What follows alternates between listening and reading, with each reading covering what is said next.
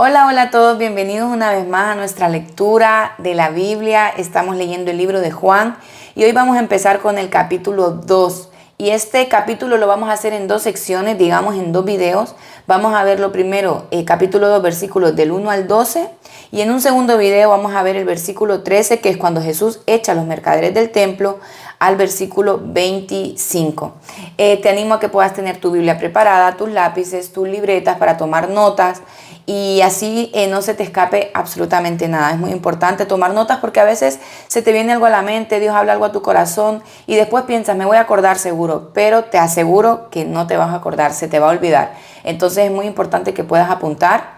También te animo a que puedas leer el capítulo completo. Yo no lo hago en los videos porque si no se me harían más largos de lo normal. Pero yo te invito a que tú, siempre que vayas a leer un libro de la Biblia o un capítulo, lo puedas leer entero. Si no es el libro entero completo, pues al menos que puedas leerlo por capítulos. Si vas a estudiar, por ejemplo, el capítulo 2, léete el capítulo 2 completo y así tú estás en contexto y sabes lo que te vas a ir encontrando más adelante y vas a poder entender mejor las escrituras. Y vamos a empezar con este capítulo 2, Jesús en Canaán y Jerusalén. Vamos a ponernos en contexto. Esta es la primera señal de transformación del agua en vino en una boda. Y esto es el capítulo 2 y va del versículo 1 al 11. Ahí vemos toda la explicación, digamos, y todo lo que conlleva este milagro que Jesús hizo. Es la primera señal narrada por Juan. Jesús demostró tener un poder sobrenatural para transformar la esencia de lo material y reveló así su gloria de manera que sus discípulos creyeran en él. Aquí los discípulos vieron el milagro y creyeron en Jesús. Vamos a ver la invitación a la boda. Nos vamos a poner en contexto sobre esta invitación de los versículos del 1 al 2. Juan comienza su relato citando la señal en su contexto. Después de su bautismo por Juan, el primer contacto con varias personas que formarían el núcleo inicial de sus discípulos, Jesús había tomado la decisión de volver a Galilea con ellos. Esto lo vimos en el versículo 43, capítulo 1, lo vamos a recordar ahora. Lo recordamos aquí en Felipe y Natanael. Al día siguiente Jesús se propuso salir para Galilea y encontró a Felipe y le dijo, sígueme. Aquí podemos ver que él se propuso a salir a Galilea y por eso aquí vemos que el comentario nos dice esto. El viaje duró unos 3 días y al llegar a su destino fueron directamente a una boda que se celebraba en Caná de Galilea. Este era el pueblo natal de Natanael. Esto lo vamos a ver más adelante en el capítulo 21, versículo 2. Situado a una distancia no muy grande de Nazaret, es posible que la invitación a asistir a la boda extendida a Jesús y a sus discípulos viniera a través de Natanael. Puede ser porque como era el pueblo natal de él, quizá él conocía a las personas que se iban a casar, lo habrán invitado a él, no se sabe. O también por medio de María, la madre de Jesús, que había sido invitada. Y es probable, por lo tanto, que Jesús conociera a los contrayentes. Porque si no los conocen, yo creo que, por ejemplo, si a mí me invitan a un sitio y yo le digo a alguien más que vaya, es porque probablemente conoce a esas personas. Sin embargo, estas personas que se estaban casando quedan en el anonimato. Porque la finalidad de Juan al relatar este incidente es centrar la atención en el prodigio realizado por Jesús y no en la boda en sí. Lo cierto es que Jesús no puso objeciones para asistir a esta celebración, respaldando con su presencia el acto del casamiento como algo instituido por Dios. Aquí podemos ver que si Jesús decidió asistir a la boda es porque es algo hermoso, es algo bueno que viene de Dios. Si lo hubiesen invitado probablemente a algo que va en contra de sus principios, Jesús no hubiese asistido. Así que esto es un dato muy importante. Y una vez puestos en contexto, vamos a empezar a leer capítulo 2. Al tercer día se celebró una boda en Caná de Galilea y estaba allí la madre de Jesús. Y también Jesús fue invitado a la boda con sus discípulos. Cuando se acabó el vino, la madre de Jesús le dijo, ¿no tienen vino? Y Jesús le dijo, mujer, ¿qué nos interesa esto a ti y a mí?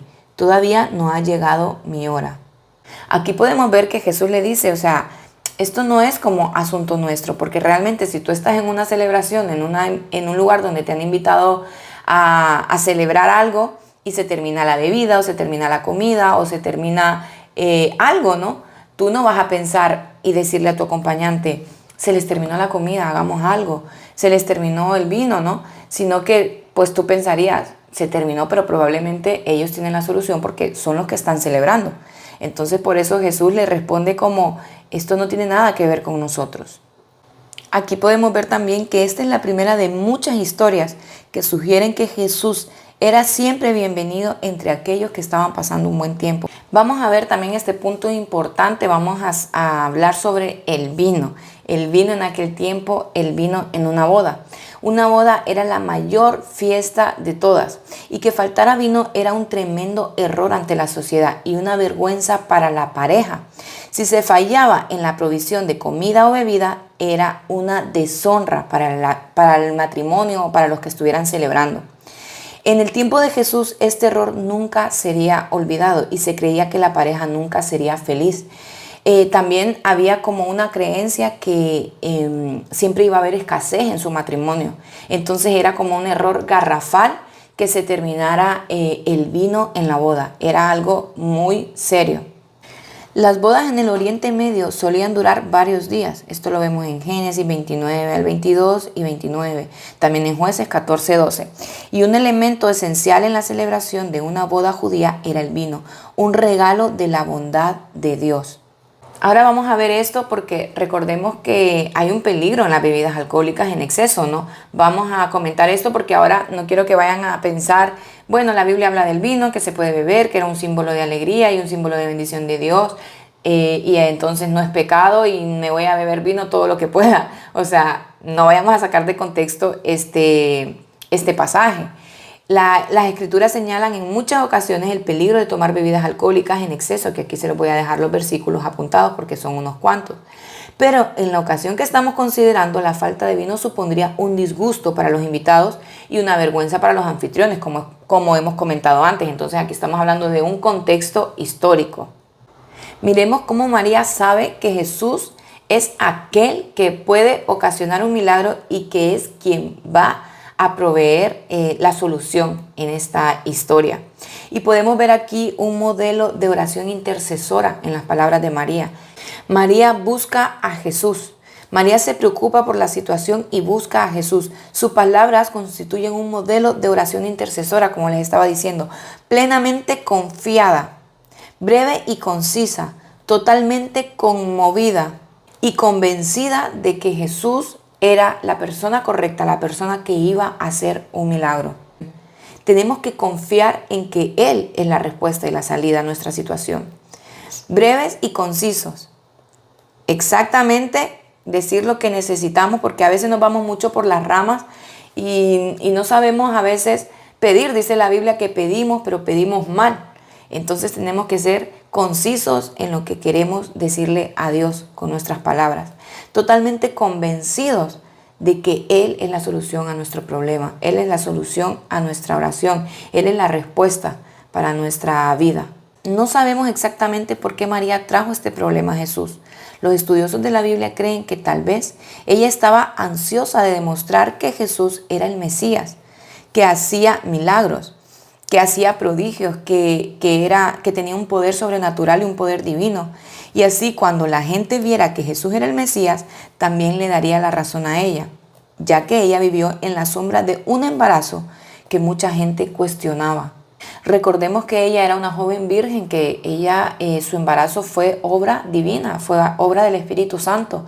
Y por eso ella fue cuestionada, ella fue señalada, muchas personas no lo creían. Y a día de hoy esa historia sigue siendo tan real, ¿no? Hay muchas personas que no creen y no entienden este punto, pero ella fue señalada en su tiempo también y por eso ella vivió en la sombra de ese embarazo tan cuestionado y quizá por eso ella estaba tan como deseosa o ansiosa de demostrar que Jesús tenía un poder divino, que era el Mesías prometido, que venía del cielo, ¿no? Que había poder sobrenatural en él, porque de esa manera probablemente pues la gente entendería las personas que cuestionaban su vida, que cuestionaron su embarazo, entenderían que realmente fue así, fue obra del Espíritu Santo y no fue porque ella pues anduvo en pecado o anduvo haciendo pues cosas fuera del orden de Dios. Entonces, por eso puede ser que ella haya intercedido para que Jesús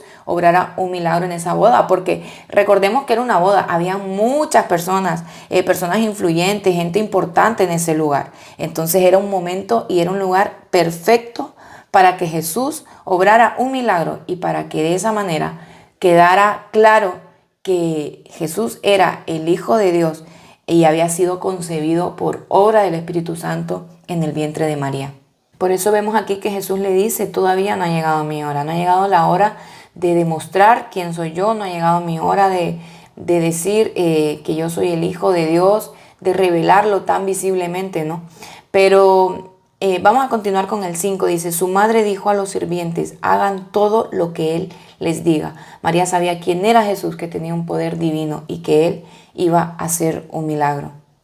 Vamos a ver este punto también, el uso que hizo Jesús de la palabra mujer en lugar de madre no supuso ninguna descortesía, sino que encerraba un sentido de cariño y respeto.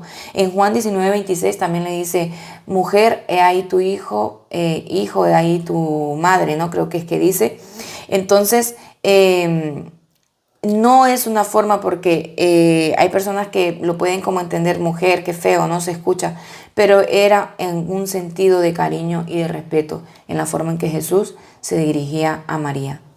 Veamos aquí el comentario sobre las palabras de Jesús para María. Lo cierto es que María no replicó en las palabras de Jesús, sino que se limitó a comunicar a los camareros la importancia de seguir al pie de la letra las instrucciones que les diera Jesús. Lo que acabamos de leer en el versículo 5. Dirigió la atención de estos a la persona de Cristo y recalcó la importancia de hacerle caso a Él. Es un modelo para nosotros a la hora de llevar a cabo nuestra tarea de compartir el Evangelio con otros. Centrar la atención, esto lo hemos visto mucho en esta lectura del libro de Juan, lo que es centrar la atención de las personas en Jesús. Él es el centro. Recordemos que Él es el centro. Vamos a volver a leer del 1 al 5, ya sabiendo y teniendo un poco el contexto de todo, habiéndolo explicado, y así lo vamos a entender mejor. Al tercer día se celebró una boda en Caná de Galilea, y estaba allí la madre de Jesús, y también Jesús fue invitado a la boda con sus discípulos. Cuando se acabó el vino, la madre de Jesús le dijo, no tienen vino. Y Jesús le dijo, mujer, ¿qué nos interesa esto a ti y a mí? Todavía no ha llegado mi hora. Su madre dijo a los que servían, hagan todo lo que él les diga. Y había allí 6 tinajas de piedra puestas para ser usadas en el rito de la purificación de los judíos. En cada uno cabían 2 o 3 cántaros. Jesús les dijo, llenen de agua las tinajas. Y las llenaron hasta el borde. Entonces les dijo, saquen ahora un poco y llévenlo al mayordomo. Y se lo llevaron. Vamos a parar aquí un momento y vamos a ver esta explicación. Las instrucciones de Jesús, esto lo vemos, lo que acabamos de leer de los versículos 6 al 8, sobre las tinajas. Antes de explicar cómo Jesús realizó la señal, Juan se detiene para explicar que en el vestíbulo que daba a la entrada del comedor había 6 grandes tinajas de piedra. Juan nos pone siempre en contexto de los lugares, de las cosas que habían, porque a él quería contarlo todo para que tuviéramos bastantes datos sobre cada historia de Jesús. Tenían la finalidad de proveer agua para facilitar el acto de lavar las manos antes de comer, una tradición de los ancianos que los judíos cumplían de manera escrupulosa. Recordemos que los judíos ellos tenían como muy arraigadas, ¿no?, todas sus tradiciones, sus costumbres, y siempre hacían este lavado antes de comer, se lavaban las manos, y si no se las lavaban eso era un problema serio. Así que para eso estaban las tinajas ahí.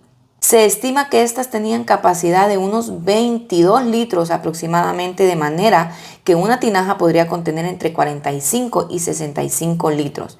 Y los 6 conjuntamente, o sea, las 6 tinajas, más de 300 litros de vino. Las instrucciones de Jesús fueron tan sencillas y claras: llenar las tinajas con agua hasta arriba del todo. Versículo 7, lo que leímos. Los sirvientes cumplieron sus órdenes con precisión y sin rechistar. Hecha esta tarea, Jesús le mandó a sacar un poco del contenido de una de las tinajas y llevárselo al maestro de sala, un mayordomo o persona encargada de supervisar el banquete, lo que sería hoy en día quizá el organizador del evento o el que está ahí viendo que todo vaya funcionando bien, y asegurar que todo estaba en orden, y así lo hicieron. Vamos a continuar y vamos a volver a leer el 8. Dice, entonces les dijo, saquen ahora un poco y llévenlo al mayordomo, o sea, al maestro de sala, al organizador del evento, digamos. Y se lo llevaron. El mayordomo probó el agua convertida en vino sin saber de dónde era, pero los que servían, que habían sacado el agua, lo sabían. Ellos habían tenido parte de la bendición, ellos sabían lo que había sucedido. Entonces el mayordomo llamó al novio y le dijo, todo hombre sirve primero el vino bueno y cuando ya han tomado bastante, entonces el inferior. Pero tú has guardado hasta ahora el vino bueno.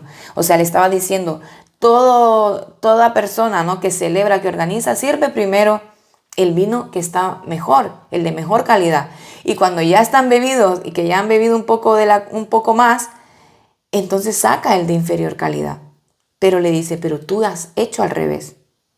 Vamos al comentario y vemos la incomprensión del maestre sala, del organizador, digamos.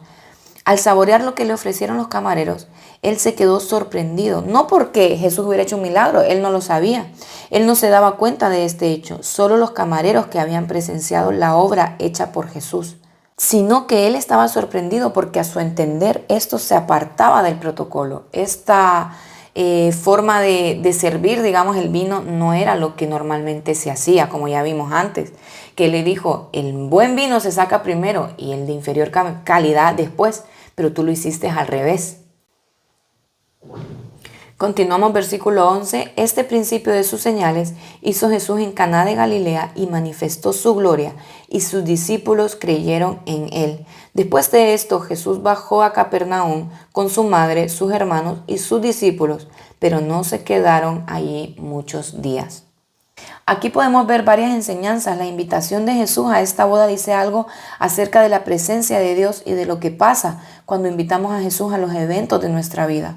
Él puede convertir lo material, la esencia de algo, en algo sobrenatural. Él tiene el poder para hacerlo. Y cuando nosotros lo invitamos a los eventos importantes y los de nuestro diario vivir, Jesús puede revelar su gloria y su poder en nuestra vida, en cada uno de nuestros emprendimientos, en cada una de nuestras celebraciones, en cada uno de nuestros momentos débiles y tristes. Él puede revelar su poder. Así que aquí podemos ver que es de esencial importancia, es vital que nosotros siempre invitemos a Jesús a los eventos de nuestra vida, a nuestro día a día. También podemos ver el vino nuevo. El mejor vino simboliza que lo nuevo que Jesús trae es mejor que en comparación a lo antiguo.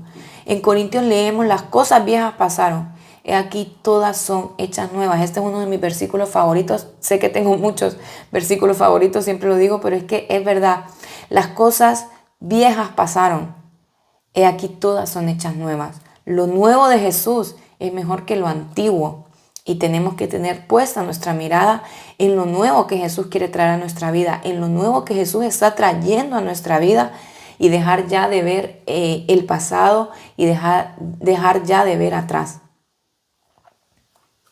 Generosidad y abundancia. Jesús no solo transforma el agua en vino, sino que crea una abundancia de vino de alta calidad. Acordémonos que eran 6 tinajas y hemos visto la capacidad que tenían cada uno de ellos. Yo creo que hasta les sobró vino. Y esto es algo increíble. En Él hay abundancia. En Él todo es de alta calidad, no son cosas a medias. Es increíble lo nuevo que Jesús trae a nuestra vida, lo bueno que nos da. Porque Él da buenas dádivas a sus hijos. Él nos da cosas buenas, nada malo. Jesús cuando hace algo lo hace bien, no a medias. Lo hace en abundancia. Él provee abundantemente. Él es bueno, Él es generoso. Aquí vemos también la transformación. Esto simboliza la transformación espiritual que Jesús puede hacer en nuestra vida.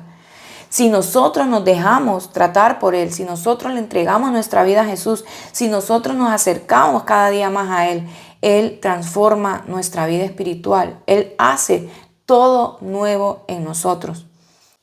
Aquí vemos cómo Jesús supera cualquier expectativa humana. Normalmente, siguiendo el protocolo, en un banquete el mayor vino se servía primero, pero Jesús revierte esta expectativa, lo que demuestra que Jesús supera nuestras expectativas. O sea, nosotros pensamos de una manera, pero Él piensa de otra. Nuestros pensamientos son de un tamaño, pero los de Él son inmensos comparados con los nuestros. Sus pensamientos son mayores que los nuestros, sus planes son mejores que los nuestros y muchas veces se manifiesta de una forma inesperada. Cuando menos acordamos, Él obra. Cuando menos acordamos, Él mete su mano. Cuando menos lo esperamos, Él está obrando. Y a veces, aunque no lo podamos ver, recordemos que Él siempre está obrando. Él obra en el silencio también. Para cuando menos nos demos cuenta, por decirlo de alguna manera, veamos el milagro realizado. Veamos su obra manifiesta de una forma inesperada. Algo que también me gustaría comentar en este video, y no me gustaría acabarlo sin decirlo, es que Jesús dice: llenen las tinajas. En el versículo 7, ¿no? Y vamos a ver este dato importante. Los sirvientes las llenaron, pero las llenaron hasta arriba. Ellos no fueron mediocres, ellos no fueron perezosos. Jesús quería la cooperación del hombre en este milagro. Él podría haberlo hecho de cualquier manera, incluso él solo, pero sabía que si los sirvientes participaban en la obra, tendrían también parte de bendición. Así que si tú participas en la obra de Dios, si tú haces lo que Dios te manda hacer y lo haces de una forma excelente, tú te llevas una gran bendición. Porque podemos ver que si los sirvientes hubieran llenado las tinajas a medias, a la mitad o ahí de cualquier manera, hubiese habido menos cantidad de vino, pero las llenaron hasta arriba. Ellos fueron obedientes, no fueron perezosos, llenaron las tinajas sin espacio para agregar algo más. Aquí podemos ver que Jesús no iba a echarle algo al agua, no iba a agregarle algo, sino que Él iba a transformarla. Su milagro iba a ser completamente increíble, divino. Transformó el agua en vino. Y este fue el primer prodigio, el primer milagro que Dios hizo aquí en la tierra. Con estas hermosas reflexiones y con esto que hemos leído y aprendido hoy, terminamos este video. Nos vemos en un próximo video donde vamos a estar viendo Jesús echa a los mercaderes del templo, del versículo 13 al 25, como les comenté antes. Deseo que Dios te bendiga, que te haya gustado, que te haya sido de bendición este video. Como siempre te invito a que puedas darle me gusta, que te puedas suscribir a mi canal, que puedas compartir este video, que puedas dejarme tu comentario y nos vemos en un próximo video. Que Dios te bendiga abundantemente.